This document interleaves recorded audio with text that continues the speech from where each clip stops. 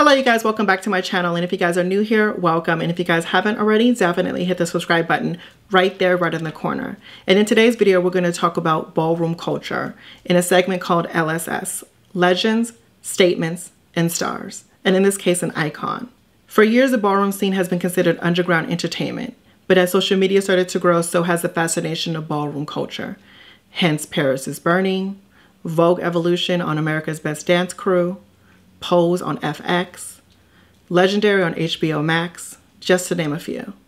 So let's be clear, the entertainment industry, pop culture, music, dance, and other various genres have all been influenced by ballroom. I think it's very imperative to share real authentic stories by influential people in the ballroom community.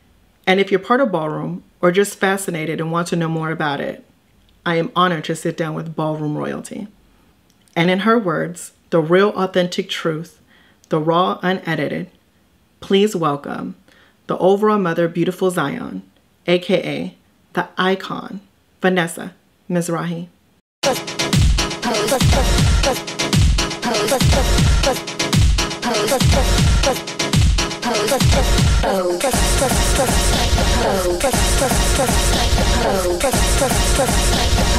Strike a pose. So what do you, should I call you Vanessa, or do you want me to call you? I go by the name of Vanessa. You know, anyone, like, if you feel comfortable, call me Vanessa. Like my kids in Brazil, they'll say Mother Beautiful. They say Mother Beautiful, beautiful, and they don't even say, you know, Zion, but they just Mother Beautiful. You know? Right. Okay, so I'll just beautiful. So Mother Beautiful, what in your words is ballroom? Ballroom to me is a place where our community, you know, has provided a place for us to call home. And it's home for us. And it's a place as well that creates individually through our having good times and enjoying ourselves through the competitive moments that we spend together in the underground nightlife ballroom. It allows us to individually create a tough skin, wings, you know, and go into, you know, today's society that didn't have like a full, you know, welcoming arm to give us like that tough skin to say, okay, I'm here, and you know, in my community, and ballroom provided that. You know, in society, it didn't allow you to like flourish and just be open and be you yourself. How did you find out about ballroom, and when did you find out about ballroom? That's a good question. Let me say, when I was 16, going on 17, is when I first started hearing about ball through my good sister. I was called Ice and she was called Fire in the House of Mizrahi, Carrie. Okay. Carrie was from this hometown, Bethlehem, Pennsylvania. It's suburbs. And then she brought it to my attention, and then we started watching ballroom tapes and so forth and so on. Least bit I ever thought that I was gonna ever be in the mix of any of that. You know what I mean? I thought it was just, you know, someone watching and admiring and wow. And we watched a ball tape with a woman whom today I am proud to say, you know, to call my mother. And her name is Anjanae Milan. And who, you know, basically molded the woman I am today. And I give all my thanks to her, you know. So around what year was that, you think? 94. 94 is when you pretty much were introduced to it, into ballroom. And then the first person that brought me, that wheeled me in, took me to the, you know, to the lion's den, sort of say, you know, but I mean, it was really heaven. It was heaven. It was heaven? Sanaya Ebony. Oh, okay, got you. Sanaya Ebony brought me, Sanaya Ebony was like that. She's, for a lot of people, for myself, I'll say, you know, she's like that door opener to welcome. Got you. So she brought you into the world of ballroom and the ballroom culture. Take me back to, if you can even remember it, one of the first balls, or if the first ball, of you walking in to the ballroom floor and feeling and seeing what was going through your mind? Amazing that you would ask that question as well, because an old friend of mine sent me a video, and it was a video of the first time I ever went to the ball. Yeah, everyone's gonna kill me for this answer. I could not for dear life remember the name of the ball, or any of it. It was in '95, and it was in Harlem. And Anjane and Moldavia were walking face, and it was my first time ever going. And Andre, my house father and father, Andre Mizrahi, sat me back and said, "You're just gonna watch." And I sat back on this cute booth up in the front, real nice, watching the whole ball. And Anjane was coming out, and she was in a tight body dress, stringy little number, short blonde bob, looking very desperately, Mahoney, Madonna type tees, and Moldavia, lovely bone snatch, giving you Black Beauty. Oh, it was just an amazement, like for a girl like me who just, it's all fresh. And Sanaya, and it's crazy because they're gonna hate me again for saying this. This is the time that Sanaya broke, the day she brought a new wave to Vogue, to Femme Queen Vogue. That first night that she brought the Cuban beat. Oh, the Cuban beat. She performed They call me Cuban beat. Yes. Yes. That was amazing. And so Anjane walked, and I was just like, marveled, And then Sanaya broke it, tore it down, and brought the Cuban beat, and brought the and it was just, from there on, history was, created. Got you. And just let everybody know what category you walk in. What is that? Like, how do you describe that category? When I started, I was walking realness. For those who don't even know what Femme Queen realness is a transgender woman. Okay. Yeah. That has the privilege of not being able, where you can visually see or detect in any shape or form or way that there are a transgender woman. That was 95, 96? 95, 96, correct. And then when you transitioned into what other category? And then, of course, needless to say, I loved the whole face, kata, makeup. Makeup has always been like a passion for my fashion. You started walking Femme Queen Face. What is Femme Queen Face to you? Oh, the categories, like, out of the transgender women who are competing, of at night, who shines the brightest, or who's stealing the show, who is bringing the judge, who is coming forth and just serving to you. What do you look for in Femme Queen Face? In Femme Queen Face, confidence. Confidence. I think that we're all beautiful. I don't think there's one such thing as one is prettier than the other. One thing my gay mother taught me was that we all shine in our own individual lights, separately. And that when one girl is shining, never hate, never hate, pay homage. Say, go ahead, good going, sister. You shine when you're capable of telling another, good going, A lot of people have the elements, but they kind of don't have the confidence. And that's what really takes you over the edge over most girls. Facts. I must agree. Do you think there is a difference between your era of ballroom and this era of ballroom? If there is a difference, what is it to you? And I had this conversation recently with a few girls, and I was basically saying, with time comes change. Everything evolves. It never stays in the same format or in the same style or the same fashion. So if there was anything that changed per se, I would say slightly in the lane of style. Predominantly, they kind of stick to what they're looking for in the category. I'm not going to say that my school is better than the school prior before me. I'm not going to say this one is better than mine. It's just style. The style just, changes it all within itself. You're an icon in the scene, and well-deserved icon in the scene. how do you achieve that status? For me, I grew a love for the community, the ballroom community, because of the respect I earned in clearly them seeing the growth in my confidence. Mm.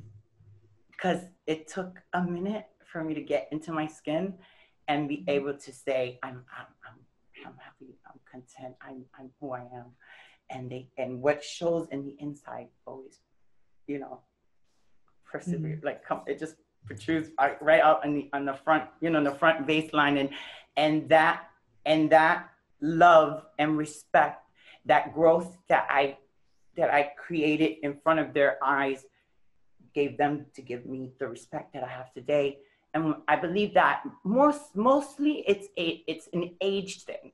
It's the amount of work that you've done, the time that you have, spent within the ballroom community, and within that you have no choice but then, to be given the homage and the respect as one. What exactly did you need to overcome to show this beauty, this person, this woman? And did ballroom help you achieve that? I came in as a young girl, which I'm a grown woman today. I was very insecure with my attire, what I wore. I felt like maybe certain parts of my body weren't too feminine, so I was always being insecure. It was my insecurities, and them insecurities, washed away when, of course, throughout your journey in ballroom and being involved in a house and having a house mother, which I was blessed with, a very amazing one, taught me how to embrace and just love your flaws. Knowing your flaws, like there's no such thing as perfect or flawless. Flawless to me, and I always say this to my younger kids, is someone who knows their flaws, and you end up embracing, loving them, and once you just love you as you, then you can come forth, forward and just deliver, because it's people only feel what you give. What you get from the inside out. If you have something if you have any type of insecurities, any type of unassurances, and that shows.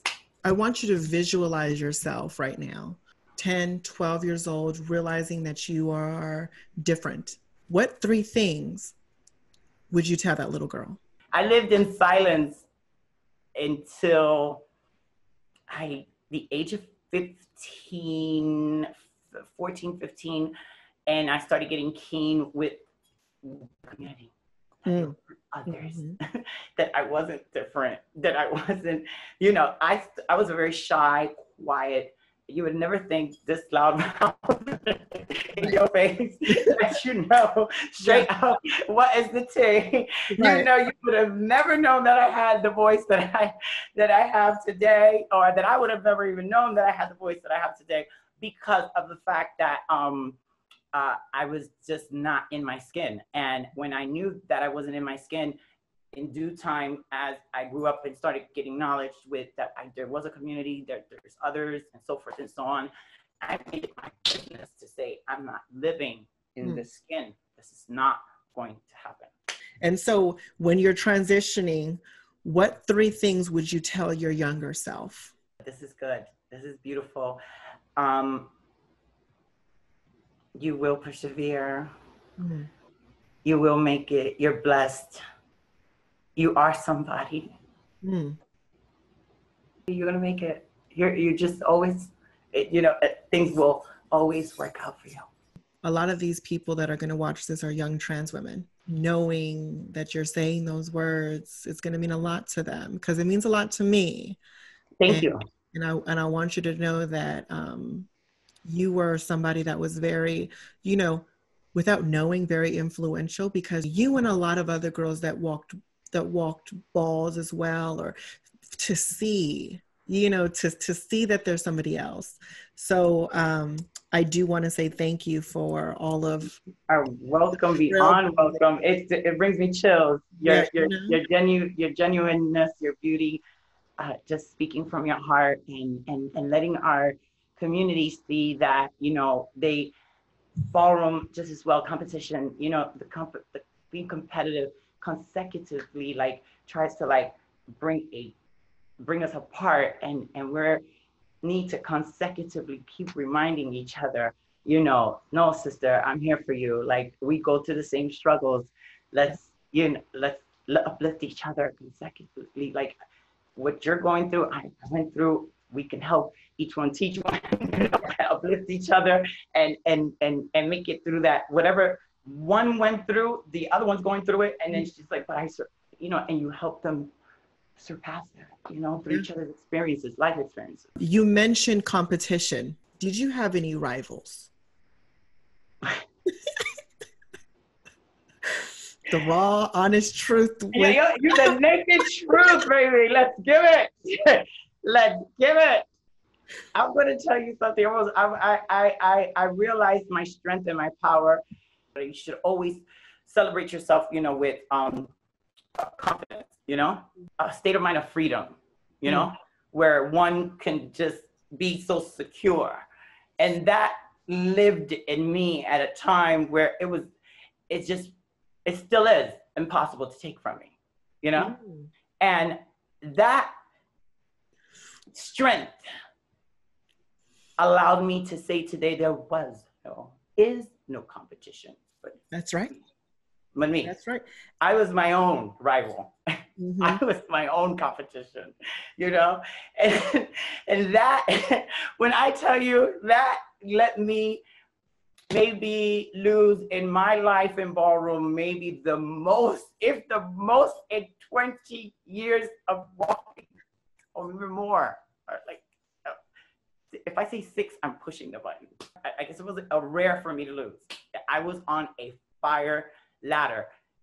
I'm going to give homage to one girl that I just find beyond amazing. And that's where I felt where I needed to push back away from ballroom at 1999. 1999. And I moved to Miami, and I went on a spiritual journey. One night, I was what they call it, the clubhouse. That's what it was, the clubhouse. Clubhouse was hotter than a ball.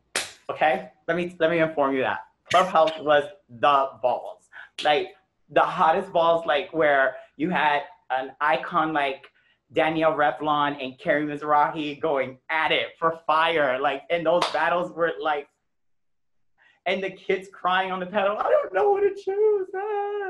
I mean, it got started there. So this beautiful girl by the name of Claudia Extravaganza, beautiful. Yes. That girl got on that floor, and I was accustomed to naturally just getting on the floor, and I knew I had this. And I knew I had this. There was no ifs, ands, or buts, and I said, what? I said, girl, get your life.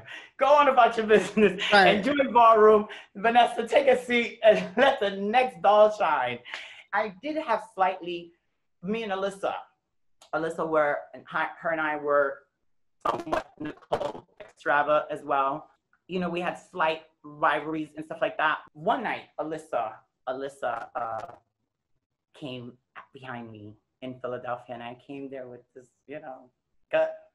I got this. I'm not even gonna lie, because I just had a reputation of winning effortlessly. So I kind of didn't put too much, but I put enough. And Alyssa was, I'm here in the middle of the floor, and I'm feeling my judge. I'm feeling my judge, and I hear the crowd even going higher, and Alyssa's behind me. Big angel, small little dress, broad panty, all see through. I said, you know what? We're not doing this. I just got the trophy. I said, congratulations, girl, it's yours. Yeah. That's what I call being a sport, not being a sore loser, knowing when the next girl is, shining. Give it up. Let's start talking about being a mother's positions. What is that? How is that to you? I want to say when it comes to mothering, my my gay mother, but she is a lady, a woman, everything to me.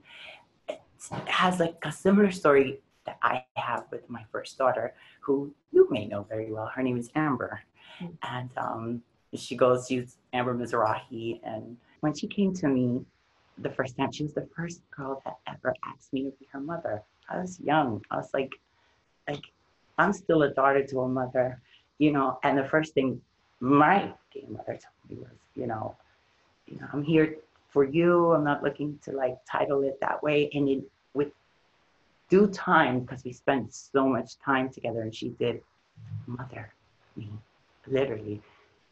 It came out of her mouth organically, and then it came out of mine in the midst of a situation for her.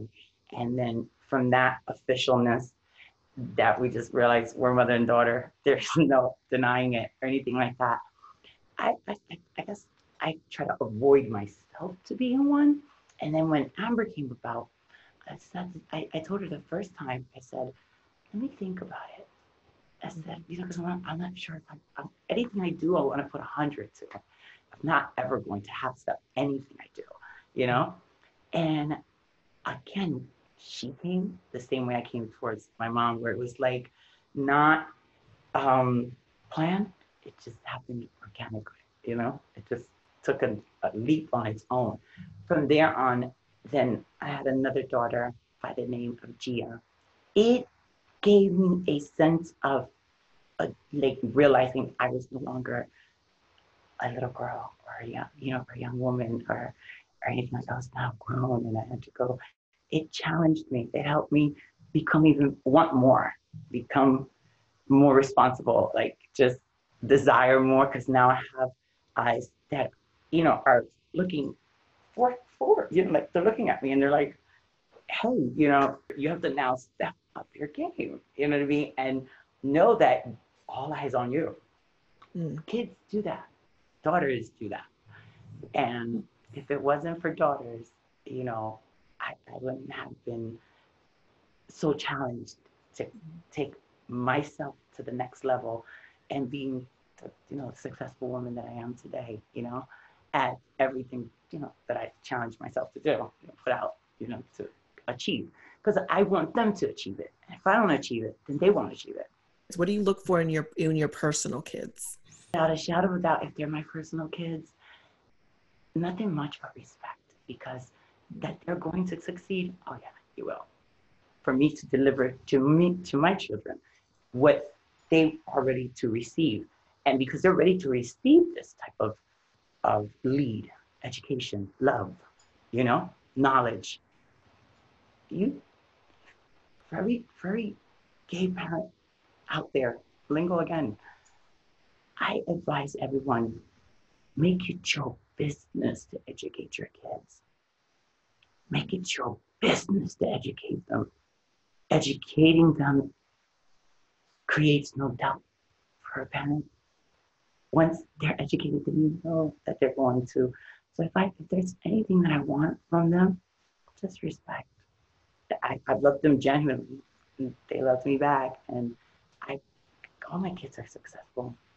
And I'm blessed to say that, I took a lead in life to realizing that negativity or any negative action in this world, anything negative blocks the positive.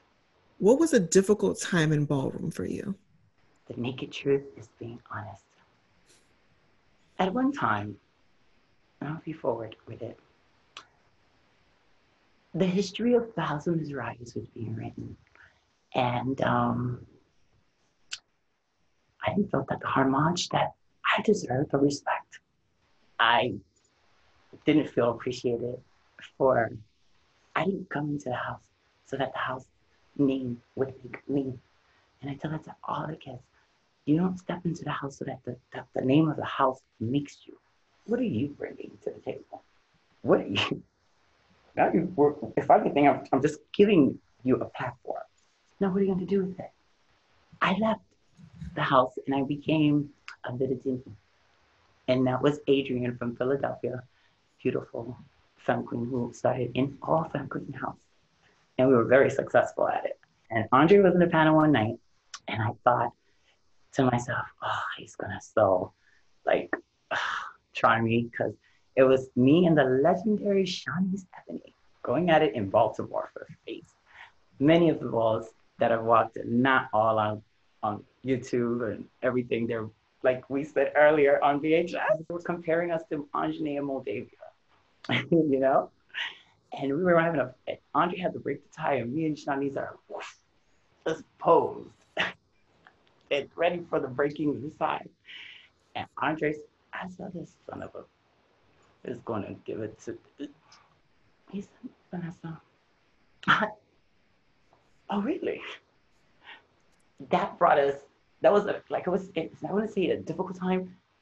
Why difficult? Because my heart belonged to Mizrahi, and my love and my loyalty was, and my love and my loyalty and my everything belonged, and still is, and I will always homage the name Mizrahi. Maybe as of now, recently, when I accepted to be Mother Zion, I was basically like royal, just like royal blood to the House of Mizrahi, because there was, after me and Carrie, then came what, Lola and Trace, and the list of many other girls that just joined, the train and just were doing their things. And so I was just like having my seat back, from ballroom. I had to call my Jack. I had to call Jack, and I had to call Andre, and I had to, and I was like, listen, I've been, propositioned, with this position, and I feel that I would do an amazing job. And Father Andre and Jack said, listen, you have our full support, and we know what you can do. We know how you can come forth, and what you do. And if you need us for anything, we're here for you. And I was humble, and I said thank you, and they gave me their blessings. They said, rock and continue to keep our history alive. It teared me because I knew I was going to my next place. I will continue to keep the spirit alive in ballroom for all of my legends, all of my icons, ballroom history. It's an emotional journey to say, with the history. Ballroom, for me and for many, we walk in insecure, we come in, not, oh, that's impossible. I would never do that. I could never make this room, break them up and make them, By saying that, I say, we get our wings and we become this star. And then when it comes to stepping into a place such as Hollywood, well then, honey, can I get a round of applause? Here we got an amazing beauty like Miss Trace, Lissette doing that. And she got those wings out the ballroom, and now she's in society today, making way for the younger, for the next generation. I applaud that woman highly as well. Chipping at the front line. I mean, yesterday we were in a place where in 94, 95 for me, I was told in high school, hey, out you go, school district, not ready to educate transgender, girl. Had to leave school, come home, tutor 1 hour. Yes, that's the fact. Scholarship to the Freedom Theater in Philadelphia was taken away, but I stood in my skin. We've had some, rough rides to survive as transgender women. Throughout time, we had enough, and we started to bang on them doors with all the sisters and saying, honey, no, we're not crazy. We are human. We can work. We can deliver. We can get up and, put on our clothes because we got bills to pay. And it ain't easy, but, saying it ain't easy is what makes it not easy. Now today, the girls, I'm so proud that our young girls that I'm mothering, as of now, active with the House of Zion. The heart of it created at birth in Brazil, and now the West Coast has been a blessing. and entering into Florida, which the applicants are just awaiting, and to then bring the East Coast. But I teach them, you have opportunities today that we didn't have yesterday. We are who we are, you know? However, we're facing discrimination on, you know? And you have girls that aren't from the door, sort of face this gender privilege, that don't have the outer image of being that full acceptance, you know, from today's society, because it's easier for them to accept a woman such as yourself or me, you know, because we ended up creating, you know, an undetectable, passable, you know, look that, you know, society doesn't say, oh, that's a, you know. What do you say to those girls that do not have passing privilege? Like, passing privilege is you look like a woman. There's like, you can go through society without someone misgendering you or saying you are trans and calling you out by that, or, you know, derogatory names. At the end of the day, sincerely and truly, you know, thank God that science is a wonder. And it helps you fix things. It's what goes, it's who you are as a person within your inner self-respect, valuing yourself, how you want to be respected. That is the energy, that is the aura that is embraced and picked. And there's many, I know quite a few, that decided to just stay comfortable and pursue that type of lane. But the respect that they receive is because they know the woman in them. Know the woman in you. Know the woman in you. And never question that, because that aura is what's going to be respected. Who were women that you looked up to in ballroom that other people, should know? Danielle Revlon. Amazing woman. Amazing woman. Needless to say, I've done work with her, honored to have been able to work with her. There was, me and Octavia did a photo shoot together. She was phenomenal. I don't even have to explain who she is. She has become a household name. She did anything, she did that, you know. I got to do work with her and get recognition from Manolo Blahnik himself.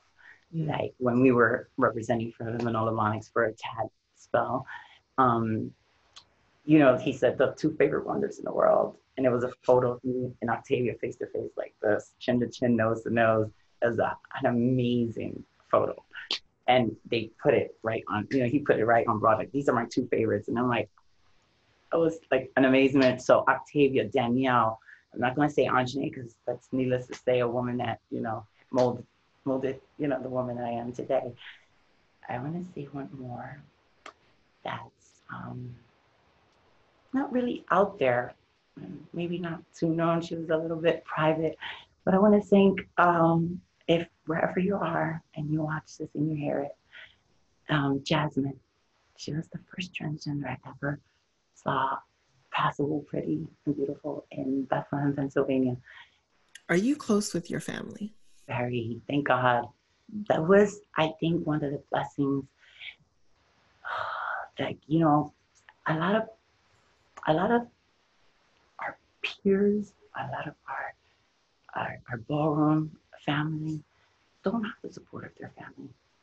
And that to me became very difficult for me to comprehend, understand, because I was, on the other hand, had a slight little battle with one of my brothers, but blessed to have a mother, a family, aunt, uncles, sisters, brother, and everyone was extremely supportive. And just only one time, it was a very short period of time, my brother said to me, I can accept you being gay. Gay. Nothing against it. Just not my description. And I said, he says, but you wanting to be a woman? I said, you're going to become a freak of nature. I said, a freak? Baffled, excuse me? A freak of nature. You're going to be a laughing stock. People are going to look at you different. And that I can't protect you from.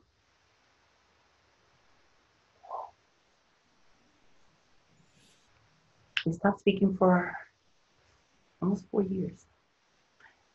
I came home. I transitioned. I went to New York City. I met Ballroom. I became Vanessa.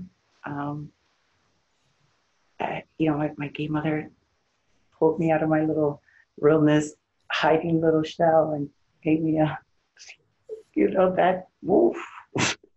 And I came home for Thanksgiving, and I came out of the taxi. When I came out of the taxi, my brother was outside with his friend, and I was just, don't have to describe, I was doing that. Okay? I was coming out of that like a New York City model. And I walk out, and I guess his friend was like, he couldn't find himself to say to his friend that, what it was. So he said, that's my sister, she's from New York. I heard some things, and I just kept on going. We sat in the living room, and we were talking with the kids, and everybody in the family was, doing their thing and running around. And all of a sudden we have a quiet moment, awkward, quiet moment. And he goes, listen, this is just becoming a little bit, he came out of his way. He said, a little too awkward for me. And then he's like, you were very serious about your transition. You look amazing. You clearly have people looking at you and not, being able to tell that. And that happens with a lot of transgender girls I notice. And even for the ones that are, have it difficult in the beginning to get that passability and so forth and so on, but it's every time that you're just going to transition. And I know that a lot of transgender girls out there will understand exactly what I'm talking about. It isn't until you're in your full judge that everybody then wants to be your friend, or wants to be the closest one to you, or wants to, oh, now that's your friend. All of a sudden that's like, oh, that's my friend. But what happened in the beginning? So do I today have, and yesterday, especially more than anything, today, I am even more grateful to have my family's support, because I'm getting ready to face another transition, another phase. Part of my Naked Truth is, the finish final whammy, the operation, and it's a journey. I know it's going to be a beautiful one, but prayers and positivity, everything going your way, like everything. And you're a beautiful soul. So I know it's going to be perfection. Let's just say years down the line, or just, your mom is watching this now. What is something that she should know? That woman. Mommy, I love you. That's one thing I will say. Mom, I love you. You'll make me cry. I'm a faggot. You just like broke me right here. I know, you can make me cry. Girl. Like, honestly, you really touched that spot right there. You did. Oh God, I love you. I love you for loving me. And without your love, I would have never made it. I realized how tough it is for so many girls out there that don't have the love of their families. The love of their family is what's inspiring me to want to be a mother and give what I see children out there in need in our community. It's real. And I thank the universe for the blessings they first stirred upon me, and I will forever be so indebted to just consecutively to return the favor of your regular faces. I just, you touched me hard, hard to hold. You know, my mother's getting older. She's a blessed woman of 76 years old. She just turned. And I love her immensely. And I realized, you know, these are her like golden years. And as I came back home to be just as cherished, you know, I don't just enjoy your parents while they're alive. Enjoy them. Say to them every day, you know, Mom, I love you, whatever you need. They raised us, and then the tables get turned, and we have to raise them. I love you, Mom. If there's one thing I need you to always know is thank you for the woman you allowed me to be and raised. That was beautiful. Woo! Girl, girl you really touched me that one. Woo! You got me on that one, girl. Girl. Sensitive, like, wow. Like real, yeah, like you touched my sensitive spot with that one. You know, like that really, like the whole mothering situation and being able to be blessed to get put in a chair to be called mother, you know? I truly I connect with you in the family aspect because I have that. And these blessings from individuals such as yourself and I, who have the support of our family, I feel that what we need to do with that blessing is know that it's our job in some sort of shape or form or way universally to provide it for the others that don't, because it's a blessing. And I cry not of sadness, I cry of joy. I cry because I realize my blessings. I realize that, you know, in this life, I don't take nothing for granted. You know, we're here today, we're not promised tomorrow. What would you say to kids that want to be or fascinated with ballroom, that want to take part of it? What do you recommend to them when coming into it? What are the things that they should look out for and know?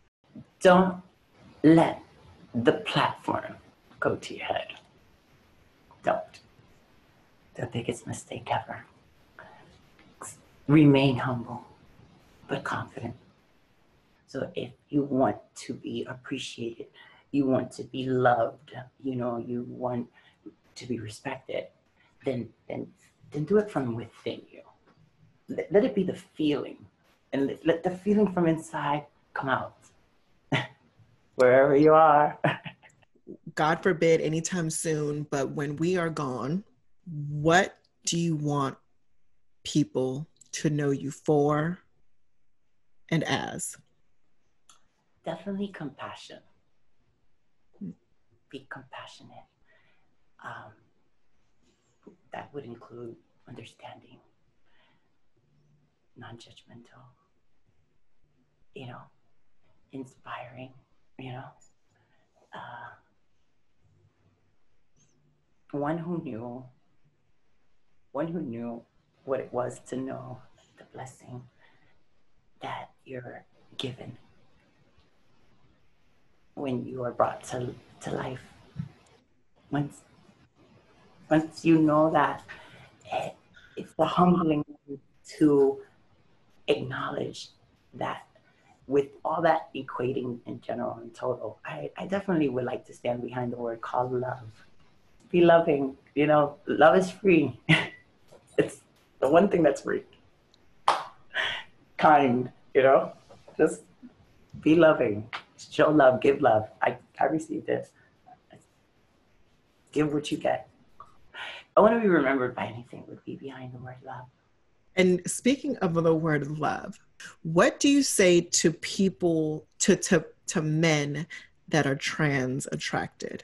Transgender women, hear me.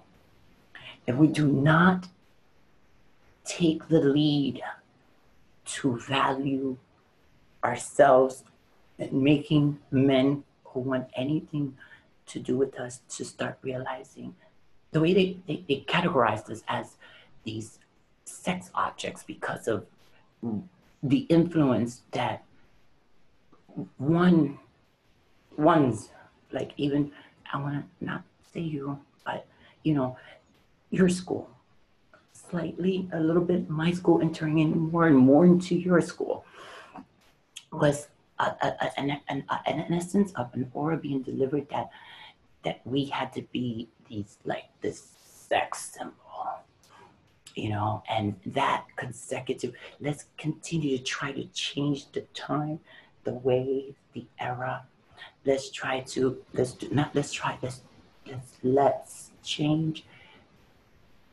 time with valuing ourselves and giving ourselves the respect of saying, I'm not going to deal with you if you cannot treat me the way you would treat a cisgender woman. Give yourself that respect, you know, and you will get it, and you will get it, and they will come out of that shell. Men, find yourself realizing that the same way you can't sleep at night, you're laying in that bed and you're thinking how much you desire this woman, how much you want this woman, not just sexually. In mind, you know, to the point that some will give us a certain lifestyle financially for you to lie to yourself, you know? Cut the bullshit, man. Girls do not allow these men to continue to allow the lie to keep on going. Let's go in with where we're at today and being honest with each other, being true to each other's selves, and accept love for what it is. Let's accept love for what love is.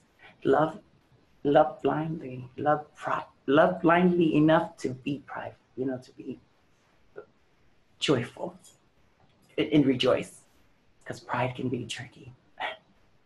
And then what do you say to men that are open to loving trans women, but have people that talk about them? What do you say to those men that are being shamed?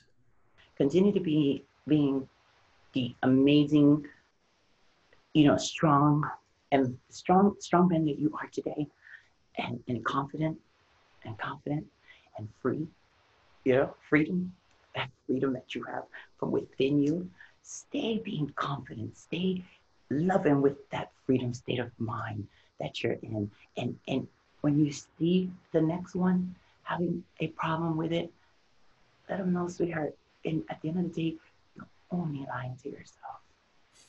You feel that society has put you in a place where you can't feel that you're in that free state of mind, you know, and that freedom to hold, to be able to just be free, because you're going to get put in a position like you go to, you know, your uncles, your brothers, your father's house or whatever. You say, this is what a gay homo. No, we don't live in that light anymore. And that so-called gay homo situation, honey, you have the same one saying it, literally wanting it. So let's cut the bullshit. Like, let's go with something my good dear sister said, Miss Sanaya, the lovely, sexy. Okay, stop your shit. So we definitely covered a lot. We went through ups and downs, cried, laughed, serious. Girl, this was good. We'll bring it all to an end. Are you happy? Yes, today in a yes, yes, yes, Yes. yes, yes, yes, yes, yes, yes, because I'm so full of so much amazing energy, because the journey has had its ups and downs. And the one of today taught me that when one opens their eyes to realizing that everything we do is a choice, our choice, knowing that negativity consecutively creates chaos. All of that can, whatever the list of whatever negativity creates, once you learn to say goodbye to that word and that action, and all of that, and learned how to bring that negative into a positive. Can't help but to answer your question with a sincere, like honest answer and tell you, I'm happy. I've learned so much spiritually.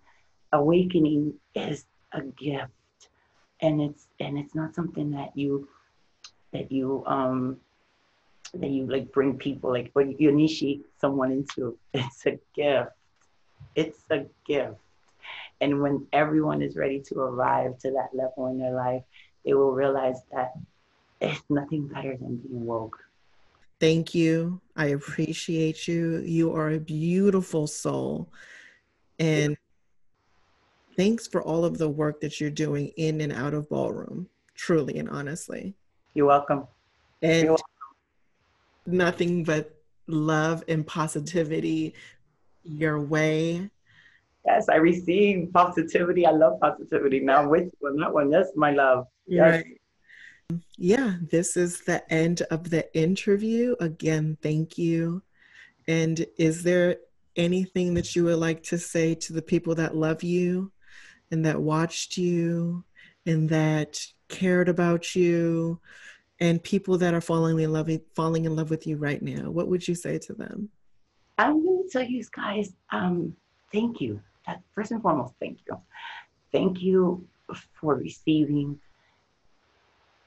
the gift that I realized God has given me, and allowing me to continue to pursue life with, and the gifts in the past and the history within my history.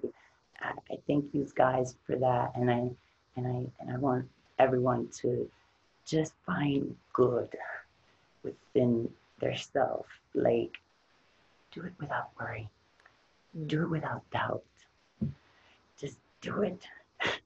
Stay beautiful, people. I love you. Mother Beautiful is here to continue, and I will continue to be here, ballroom, for you. We will come forth and we will try to bring a new air of, reminding everyone that all we need is love. I'll see you soon. Next function, time near you. Bye, honey. Bye, beautiful. Okay, you guys, so that is the end of our interview, and I really hope that you enjoyed it. I hope you enjoyed the gems that she dropped, because I know I surely did. If you guys have any comments, anything that you have to say, definitely list them down in the comment section below. I will be doing this segment with one person every month. So if you guys have an icon, legend, statement, or star that you guys want me to interview, definitely list them down in the comment section below. I really enjoyed this interview, and it was ups, it was downs, and it was just an all-around great conversation. And it's with somebody that paved the way for someone like myself, a trans woman that owned and empowered by her transness. Don't forget to thumbs up this video, and obviously if you guys haven't already, hit the subscribe button right there, right in the corner. And like always, you guys, life is your vision, and it is whatever you make it, as long as you make it freaking fabulous. Until the next one, you guys. Bye.